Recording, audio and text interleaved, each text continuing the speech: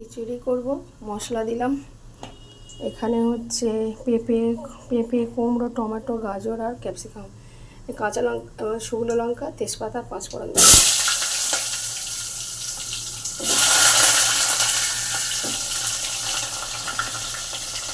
সবজিগুলো দিয়ে একটু ভেজে নেবো, আলাদা করে আর ভাজিনি, ভেজে নেব। পেঁপে দিলাম, কুমড়ো দিলাম, গাজর দিলাম, আগে দিয়ে দেবো, একটু ভেজে নেব।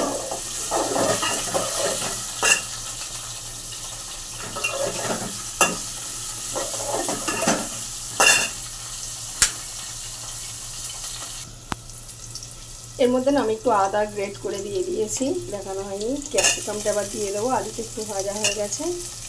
আচ্ছা, টমেটোটা দিয়ে দেবো, মানে ভেজ আর কি করছি, সব সবজি দিয়ে যা কিছু ঘরে ছিল। আচ্ছা, একটু হলুদ দিয়ে দিলাম,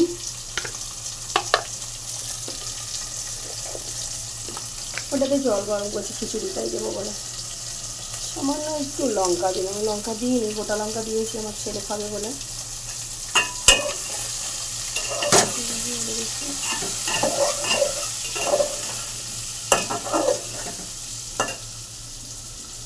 একটু দেবো হচ্ছে আমি কাঁচা জিরে, না আমি গুঁড়ো করে আলাদা করে মিক্সিতে রেখে দিই, কেনাটা খাই না।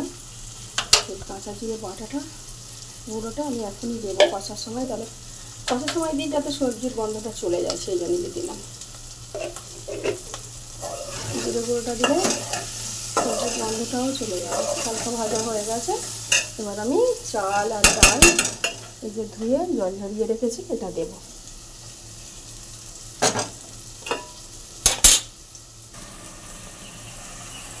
আমি এক হাতে ফোন ধরছি বলে না দেখাতে পারছি না। চাল ডালটা দিয়ে দিলাম, একটু লবণ দিয়ে দিলাম,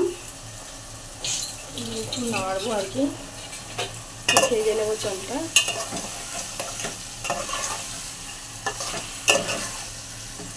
এদিকে দেখো না জলটা ফুটছে, এদিকে হচ্ছে ভাজবো, পটল ভাজবো, কাঁকরোল ভাজবো, ভাজা হয়ে গেলে দেখাচ্ছি।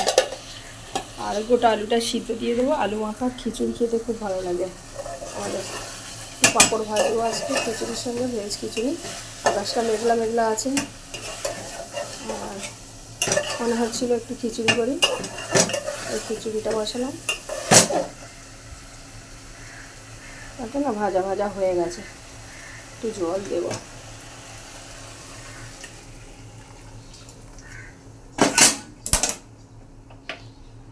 খিচুড়িটায় জল দিয়ে বসিয়ে দিলাম, চলে আসছি ফোটার পরে। খিচুড়িটা হয়ে গেছে, নেড়ে চেড়ে নামিয়ে দেবো।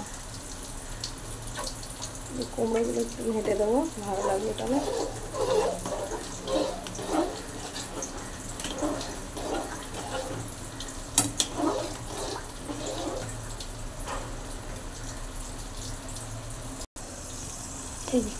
খিচুড়িটা একদম হয়ে গেছে, এটা নামিয়ে নেবো। এখানে পটল ভাজা করছি, ওখানে কাঁকরোল ভাজা হচ্ছে, ব্যাস আমার রান্না।